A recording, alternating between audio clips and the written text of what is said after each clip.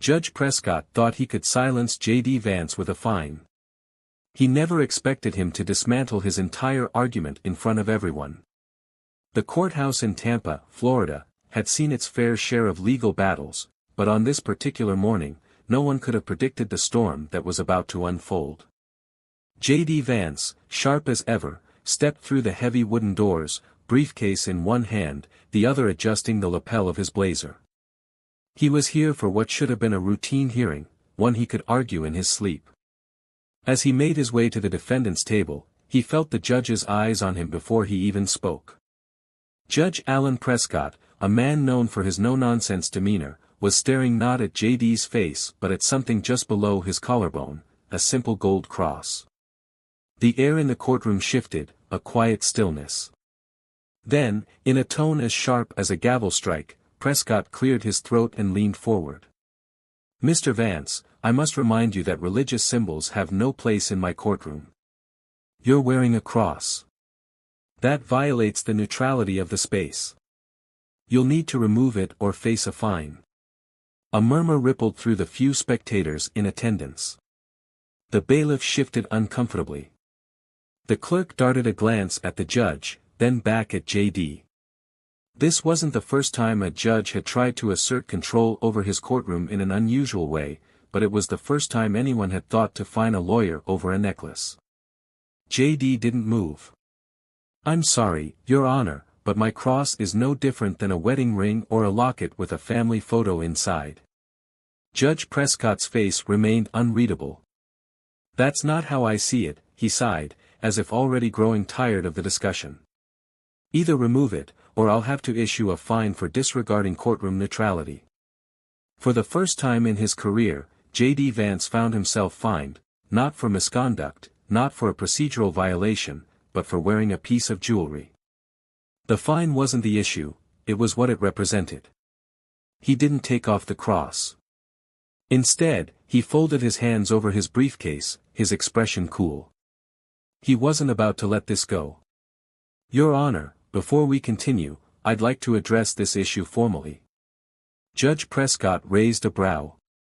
"Address it?" "Yes. I'll be filing an objection and would like to state my argument on record." The judge smirked, glancing at the clock on the wall. "Mr. Vance, I'm sure you're aware that this hearing is about a business dispute, not your personal grievances." J.D. didn't flinch. "I'm also aware that the First Amendment doesn't take a recess for personal opinions." That got his attention. He leaned back in his chair, eyes narrowing slightly. The court reporter's fingers hovered over her keyboard. The room was now on edge, not because of a legal battle over a contract, but because a seasoned attorney had just challenged a judge's authority to his face. J.D. knew he was walking a thin line, but backing down wasn't an option. "You're fining me for wearing a cross. Let's break that down legally, shall we?" The judge exhaled, rubbing his temples. But before he could respond, J.D. was already reaching into his briefcase. He wasn't just going to argue, he was about to dismantle the judge's entire premise. But Judge Prescott didn't realize just how deep of a hole he had started digging for himself. J.D. pulled out a single sheet of paper from his briefcase, placing it carefully on the table in front of him. He didn't rush. Every movement was deliberate, every second of silence another tightening of the tension in the room. Judge Prescott sighed. "Mr. Vance, I don't have time for theatrics." J.D. didn't blink. "Neither do I, Your Honor. But what I do have is a firm understanding of constitutional law." The judge leaned forward, his fingers laced together, as if bracing for whatever was coming next. "You're fining me for wearing a cross, claiming it violates courtroom neutrality. But tell me, Your Honor, what legal precedent are you basing that on?" The room was silent. The court reporter's fingers hovered over the keys. The bailiff barely shifted in his seat. Judge Prescott let out a slow breath. "This courtroom operates under my authority, Mr. Vance." J.D. nodded. "It does. But that authority is not above the Constitution." He tapped the paper in front of him. And under the First Amendment, personal religious expression is protected, especially when it does not disrupt proceedings. The judge scoffed. You're an attorney, not a law professor. JD smiled, but there was no warmth in it. Then let's talk case law, shall we? He picked up the paper. Tinker vs. Des Moines, 1969. A landmark case that established that individuals do not shed their constitutional rights when they enter a government institution, whether that's a school or a courtroom. Judge Prescott's jaw tightened just slightly. He knew that case. Everyone in the legal field did. JD didn't stop. West Virginia State Board of Education vs. Barnett, 1943. The Supreme Court ruled that compelling individuals to remove or hide symbols of personal belief is a violation of their First Amendment rights. He set the paper down. Now, Your Honor, would you like me to keep going, or would you prefer to reconsider that fine? The judge's fingers tapped against the armrest of his chair. He was cornered, and he knew it. But his pride wouldn't let him concede, not yet. This is not a religious debate, Mr. Vance. JD tilted his head. Then why did you make it one? A few quiet gasps broke out in the courtroom. Judge Prescott's face darkened enough. His voice was sharp, but his authority was slipping. JD leaned forward, voice steady. With all due respect, Your Honor, I'll stop when I receive a legal justification for this fine. Because so far, I haven't heard one. A long pause. The judge finally looked at the clerk. Mark the fine as pending review. JD smirked. I'll take that as a temporary victory. But he wasn't done yet. The real fight was just getting started. The courtroom was no longer just a legal battleground, it had become a spectacle.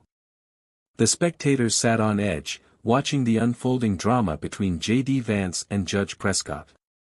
The judge had made a mistake, one he wasn't going to escape easily. Judge Prescott's fingers drummed against his desk as he considered his next move. The tension in the room was palpable. He could double down on his decision, but he had to know that doing so would only escalate the situation further.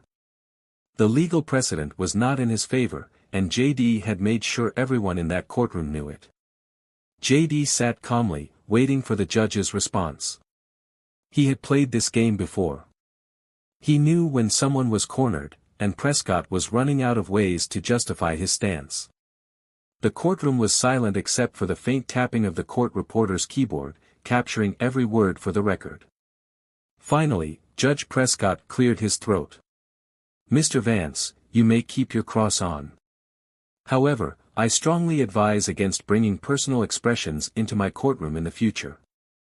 J.D. raised an eyebrow. Duly noted, Your Honor.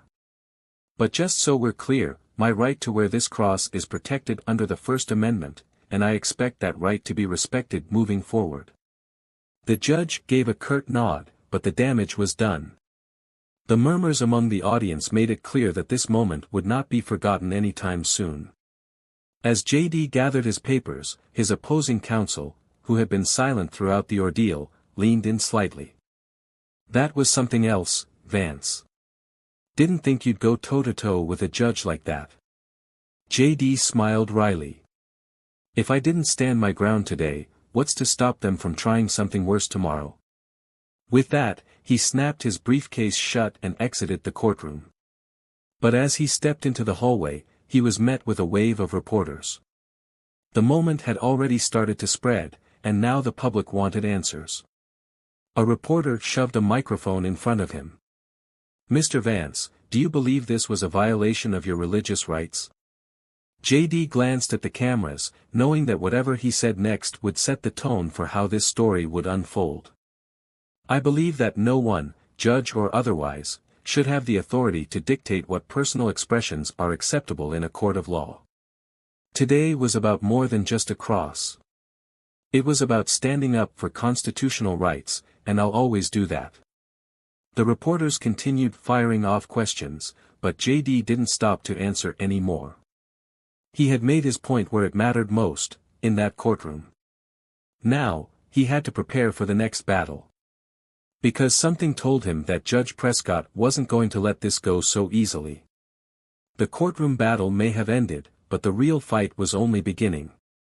As J.D. Vance walked out of the courthouse, the buzz of reporters and flashing cameras surrounded him. The news of his defiance had already spread, and the legal community was watching closely. He knew that Judge Prescott wouldn't take this loss lightly. The moment he stepped outside, a rush of questions came flying at him. "Mr. Vance, do you plan to challenge Judge Prescott's ruling further? Do you believe this case will have broader implications for religious rights in courtrooms?" J.D. kept his composure, scanning the crowd of reporters before responding. "I believe the Constitution is clear, personal religious expression is protected, and no judge has the right to infringe upon that.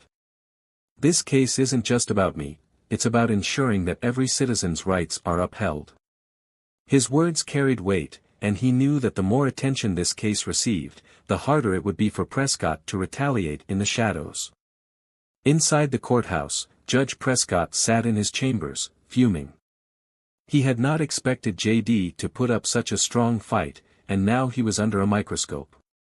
The media attention was growing, and with every passing hour, more legal experts were weighing in on the case. Some called it an overreach of judicial power, others debated whether J.D.'s challenge had gone too far. But Prescott knew one thing: his authority had been questioned, and he couldn't let that stand. A sharp knock on his door pulled him from his thoughts. His clerk, a young woman with a cautious expression, stepped inside. "Sir, there's been a formal inquiry from the Florida Judicial Review Board. They want to review today's hearing." Prescott's jaw tightened. This was exactly what he had hoped to avoid. He leaned back in his chair, steepling his fingers. "Fine. Draft a response. We'll emphasize courtroom neutrality and my responsibility to maintain order." The clerk hesitated. "With all due respect, sir, legal analysts are already pointing out inconsistencies in past rulings where you've allowed personal symbols in the courtroom." Prescott's eyes darkened. "Are you questioning my judgment?" "No, sir. Just making you aware of the challenges ahead." He waved her off, rubbing his temples as the reality of the situation sank in. He had lost control of the narrative, and now, the very system he had relied on was turning its gaze toward him. Meanwhile, J.D. sat in his office, going through the flood of emails and calls from supporters, fellow attorneys, and news outlets. Some praised him for taking a stand, others warned him to tread carefully. He knew that Prescott wouldn't just let this go. He had embarrassed a sitting judge, and there would be consequences. His phone buzzed, and he glanced at the screen. It was Lisa Reynolds, a seasoned journalist known for her hard-hitting legal reporting. "J.D., you've stirred up quite a storm," Lisa said as soon as he answered. "This case is making waves, and I want to bring you on air to talk about it." J.D. exhaled. "I appreciate it, Lisa, but this isn't about media exposure. I just want the law to be upheld." Exactly why this story matters. People need to see what's happening here. This isn't just about a cross, it's about judicial power and accountability. J.D. considered for a moment before nodding. "All right. But I'm not here to grandstand, I just want the facts to be clear." Lisa chuckled. "That's all I need. I'll set it up." As J.D. ended the call, he knew he was stepping onto a larger battlefield. This wasn't just about his case anymore. It was about setting a precedent that would protect others from judicial overreach. Judge Prescott, on the other hand, was preparing for war. He wasn't going to let a young, sharp-witted attorney undermine his authority without a fight. And the next move? It was going to be his. J.D. Vance sat in his office, staring at the growing pile of documents on his desk. The media storm had only intensified overnight, and his phone hadn't stopped buzzing. Supporters, critics, and fellow legal experts all had something to say about his standoff with Judge Prescott. But one thing was clear, this was no longer just about him. This case was setting a precedent, and everyone was watching. As he sipped his coffee, his assistant, Lauren, knocked and stepped inside. "You've got a meeting in 10 minutes with the legal team," she reminded him. "And the Florida Bar Association just released a statement." JD raised an eyebrow. "Already? That was fast." She handed him a printed copy of the statement. He scanned it quickly.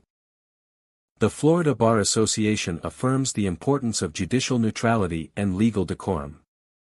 While we respect the rights of attorneys to express themselves, we also trust judges to maintain order in their courtrooms. We expect all legal professionals to conduct themselves with integrity and respect for the judicial process."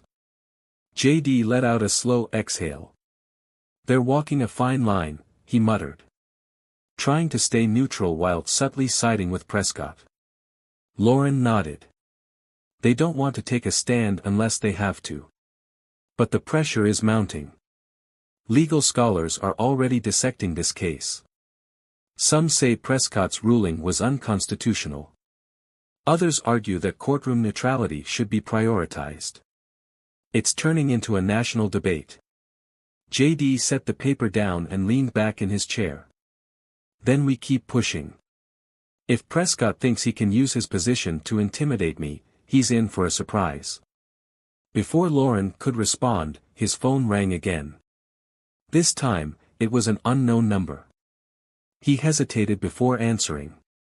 "Mr. Vance, this is Judge Carter from the Florida Judicial Review Board. I wanted to give you a courtesy call. Your case is now under formal review." JD straightened. "I see. And what does that entail?" "We'll be looking into Judge Prescott's actions and determining whether his ruling violated judicial ethics. Given the public nature of this case, expect a hearing soon. You'll need to be prepared." JD smirked. "I always am." Judge Carter chuckled. "I have no doubt. Good luck, Mr. Vance." As JD hung up, Lauren folded her arms. "So it's official." He nodded. "It is. Now, we take this fight to the next level." Meanwhile, across town, Judge Prescott was meeting with his own advisors. He knew he was in trouble, but he wasn't going down without a fight. He had spent years building his career, and he wasn't about to let a single case unravel everything. "We need to shift the narrative," he told his team. "Vance is controlling the story right now. We need to remind the public why courtroom decorum matters." His legal advisor, an older man with decades of experience, sighed. "That may be difficult, Judge. Your previous rulings allowing personal symbols in court are being scrutinized. If we push too hard, we could make things worse." Prescott's jaw tightened. "Then we make sure Vance is the one on defense. Find something, anything, that calls his credibility into question." His assistant hesitated. "Sir, do you really want to go down that path? If this backfires..." Prescott's gaze hardened. "Just do it." Back in his office, JD was already preparing for the next battle. He knew Prescott wouldn't back down easily. The fight for justice had just begun. JD Vance knew that the coming days would test everything he stood for. The courtroom fight had only been the beginning. Now, he had to battle in the court of public opinion. The legal community, the media, and even political figures had started weighing in on the debate. Some hailed him as a defender of constitutional rights, while others accused him of grandstanding. But for JD, this was never about publicity, it was about justice. The phone in his office rang again. This time, it was an old friend from law school, Mark Daniels, now a prominent legal analyst. "JD, you're everywhere. Every news channel, every legal forum. You sure you're ready for this level of attention?" JD leaned back in his chair, rubbing his temple. "I didn't ask for it, Mark. But I'm not backing down either. This case is bigger than me." "I hear you. Just be careful. Prescott isn't the type to take a loss quietly. He's got connections, and you've made him look weak. He's going to retaliate. JD smirked. Let him try. I know how to fight. Meanwhile, Judge Prescott was indeed planning his next move. In his private office, he met with a senior judicial consultant, a man known for handling damage control in high-profile cases. Judge, the Florida Judicial Review Board's inquiry is gaining traction. They're not just reviewing your ruling, they're looking into your past cases. Prescott's eyes darkened. That's a problem. The consultant nodded. If they find inconsistencies, they could recommend disciplinary action. You need to get ahead of this. Issue a statement emphasizing judicial independence and the need for neutrality in courtrooms. Shift the focus away from Vance's argument and onto the importance of upholding decorum. Prescott sighed. And if that's not enough? The consultant hesitated. Then you might need to make this personal. Discredit Vance, question his motives. If the conversation becomes about him instead of you, the pressure on you lessens. Prescott knew the game well. If he couldn't win on legal grounds, he'd win through public perception. And that meant making J.D. Vance the villain in this story. Back at J.D.'s office, his assistant Lauren walked in, looking concerned. You need to see this. She handed him a printout of an article that had just been published online. The headline read, "Who is J.D. Vance? The man behind the controversy." The piece dug into his past, questioning his rise in the legal world, his political affiliations, and whether his stance in this case was a calculated career move rather than a fight for justice. J.D. exhaled sharply. So Prescott is playing dirty. Lauren nodded. And it's working. Social media is full of debates, but now people are questioning your intentions instead of focusing on Prescott's overreach. J.D. leaned forward. Then we hit back, with facts. Set up an interview. I'm not letting them twist this story. Later that evening, J.D. appeared on national television. The host, a respected journalist, wasted no time getting to the point. Mr. Vance, your case has sparked a national debate. Some say you're standing up for religious freedom, while others claim this is a calculated move to build your career. How do you respond? J.D. met her gaze steadily. I respond by reminding everyone that this started because a judge tried to fine me for wearing a cross. That's the issue. Not my past, not my career, but a simple question: should a judge have the power to strip away constitutional rights at will? That's what matters. The host nodded. And what do you say to those who argue that courtroom neutrality should take precedence? J.D. leaned forward slightly. I'd say that neutrality means treating everyone equally. If wedding rings, lapel pins, and personal symbols are allowed, then so is my cross. If we start making exceptions, then we're not enforcing neutrality, we're enforcing bias. The interview spread rapidly across news networks, and the tide began to shift. People refocused on the real issue, judicial overreach. But J.D. knew this wasn't over. Prescott wasn't just going to sit back and watch. The judge still had cards to play, and J.D. had to be ready for whatever came next. J.D. Vance sat in his office, his phone buzzing constantly as news of his case spread across the nation. His battle with Judge Prescott had grown far beyond a courtroom dispute. It was now a national conversation about judicial authority, personal freedoms, and the boundaries of power. Lauren, his assistant, stepped in, looking tense. J.D., you need to see this. She handed him a tablet displaying a breaking news segment. The anchor's voice was serious. New developments in the J.D. Vance case. Judge Alan Prescott has filed a formal complaint against Vance, accusing him of disrupting courtroom proceedings and challenging judicial authority in an inappropriate manner. The Florida Bar Association is now reviewing the case. J.D. exhaled. So this is his next move. He's trying to turn this into an ethics violation. Lauren nodded.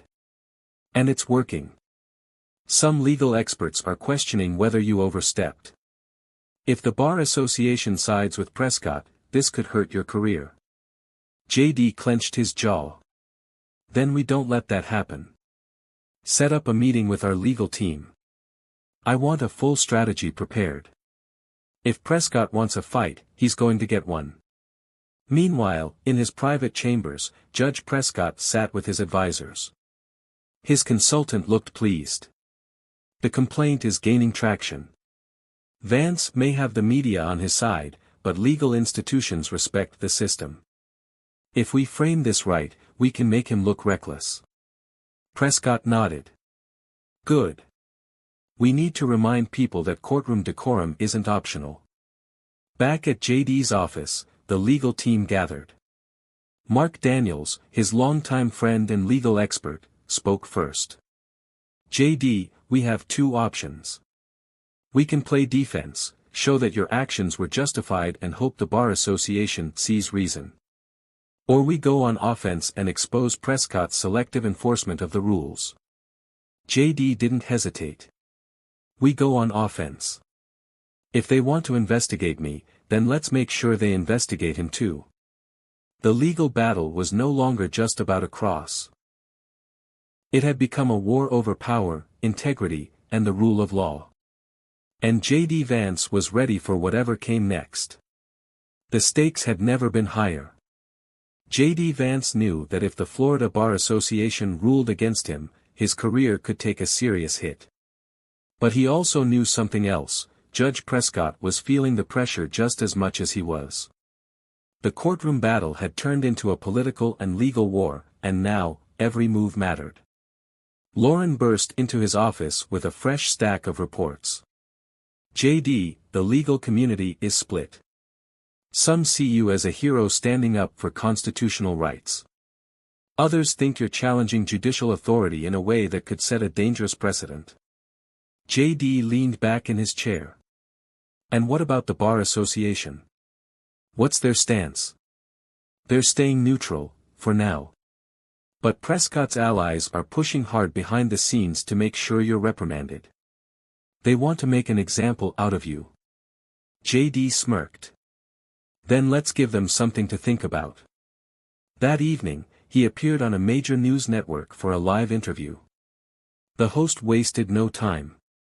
Mr. Vance, you're at the center of one of the biggest legal controversies in recent years. What do you say to those who argue that your actions undermine the authority of the court? JD kept his voice steady. I say that authority should never be used to suppress constitutional rights. A judge's power is not absolute. It must be kept in check, just like any other branch of government. If we allow one judge to strip away personal freedoms on a whim, where does it end? The interview made waves. Social media exploded with debates, legal scholars penned op-eds, and public opinion grew even more polarized. Prescott's team realized they had underestimated JD Vance's ability to turn the narrative in his favor. At the courthouse, Judge Prescott slammed his hand on his desk as he watched the interview replay. He's making a mockery of the system. His legal advisor remained calm. Judge, we need to act fast. The longer this drags on, the more people start questioning your motives. If we push for disciplinary action now, we can still regain control. Prescott's eyes narrowed. Then do it. Make the call. I want the Bar Association to move forward with formal charges. Vance wants a fight. Let's give him one. JD Vance was ready. He had spent his entire career preparing for battles like this, and he wasn't about to lose now. The legal war had just reached its most critical point, and there was no turning back. JD Vance had faced tough battles before, but nothing quite like this.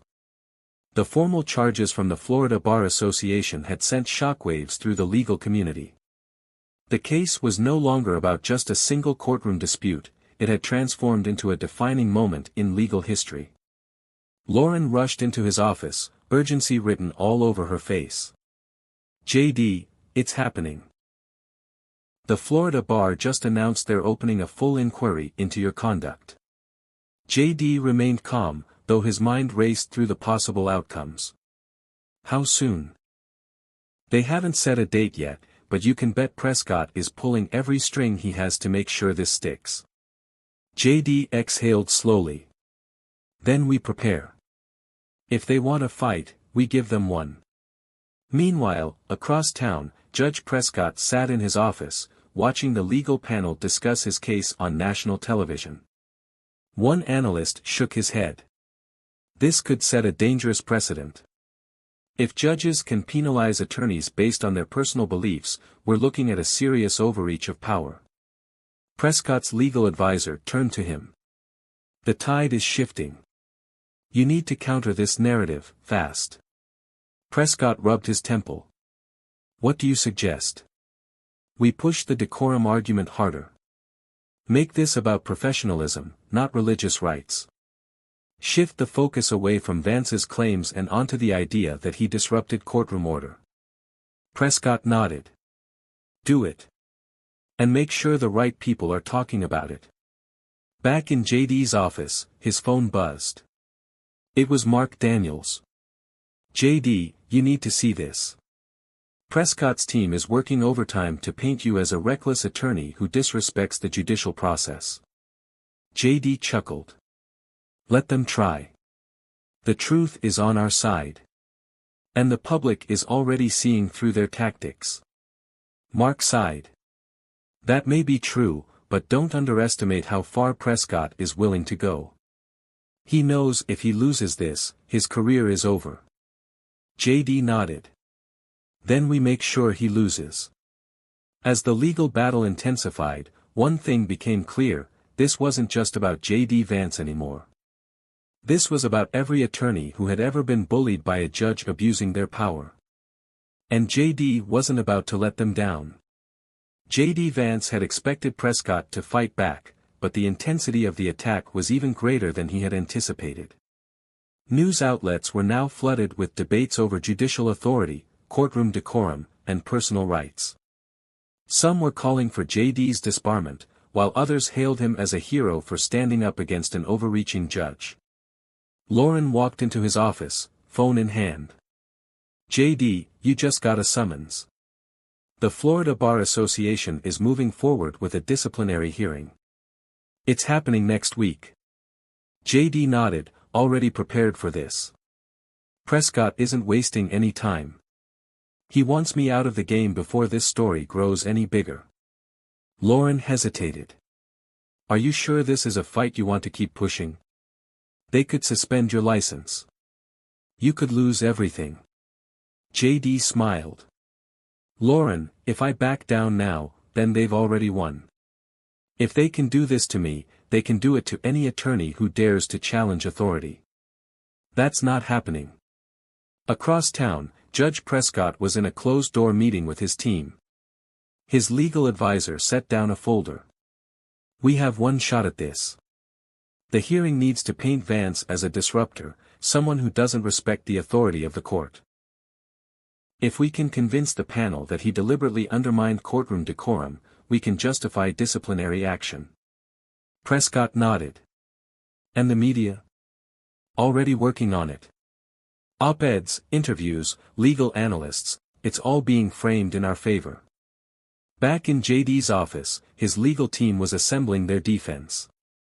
Mark Daniels, his longtime friend and legal strategist, tapped his pen against the table.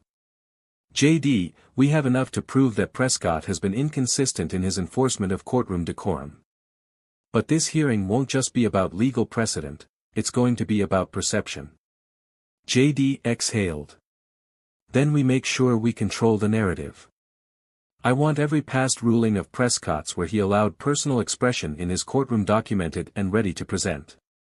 If he wants to play this game, we'll make sure he loses. The battle lines were drawn. The upcoming hearing would decide not just JD's fate, but the precedent for attorneys across the country. And as he prepared for the fight of his life, one thing was certain: this was far from over. The day of the disciplinary hearing had arrived. JD Vance stood outside the Florida Bar Association's headquarters, staring at the massive glass building that would determine his professional fate. He adjusted his tie, took a deep breath, and walked inside. Cameras flashed as reporters called out his name, but he ignored them. His focus was solely on the battle ahead. Inside, the hearing room was packed. Prescott's legal team sat on one side, their expressions cold and calculating. On the other side, J.D. was flanked by his own legal counsel, including Mark Daniels, who leaned over and whispered, "Stay sharp.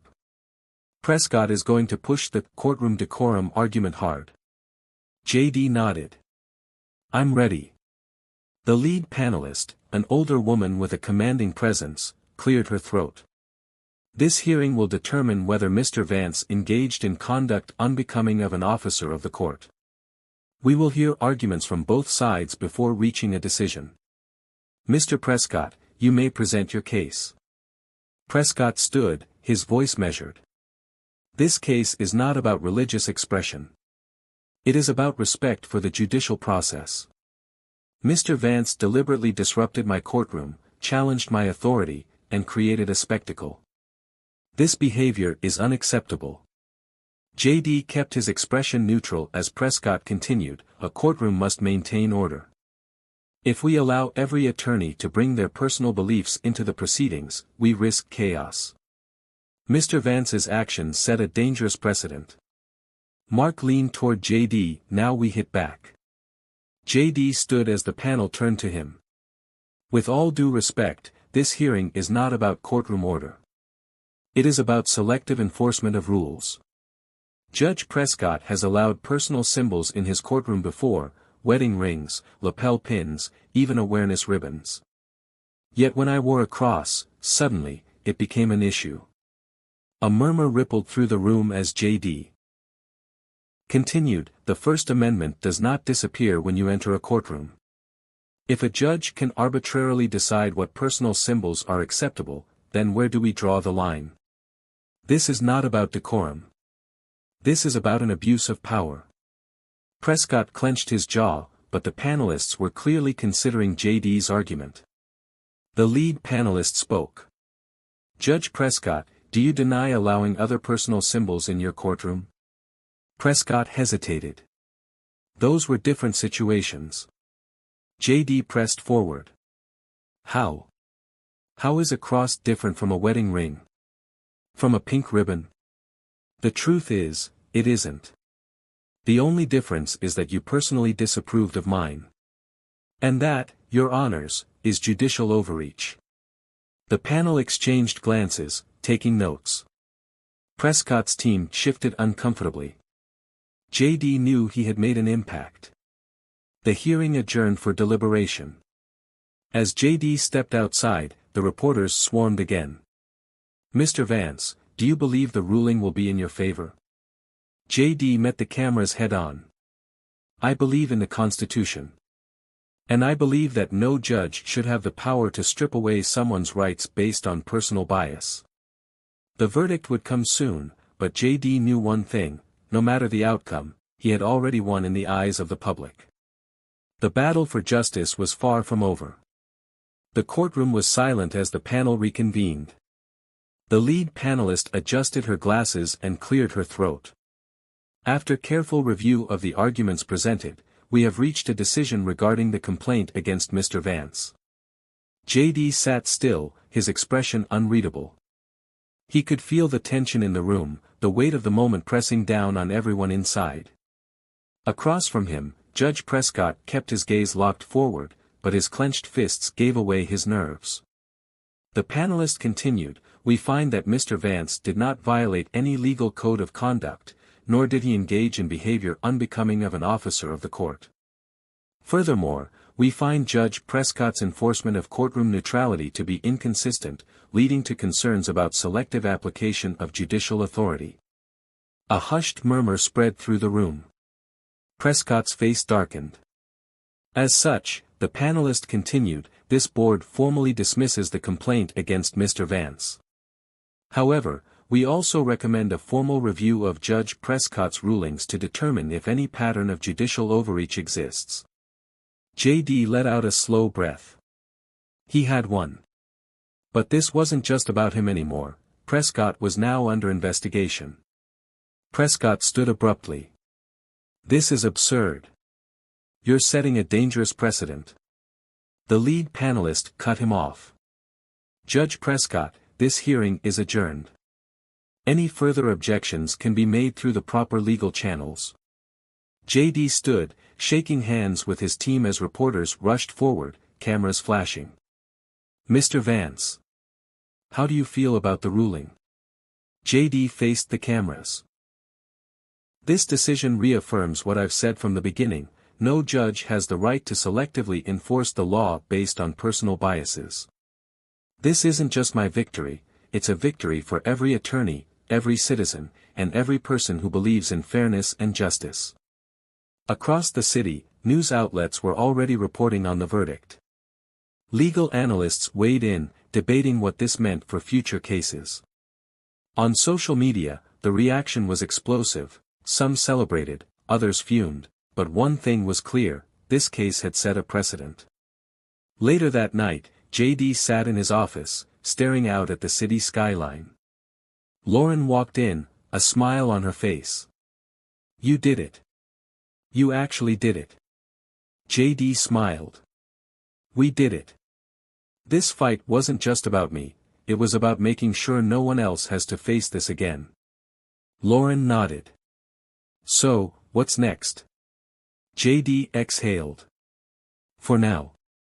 I get some sleep. But something tells me this won't be the last time I have to stand up against abuse of power." As he leaned back in his chair, his phone buzzed, a new message from a lawyer in another state, asking for advice on a similar case. JD knew this battle was over, but the war for justice would never truly end. If you believe in standing up for your rights, make sure to like, comment, and subscribe to 30 Minds. And don't forget to hit the bell icon to stay updated on more real stories that matter.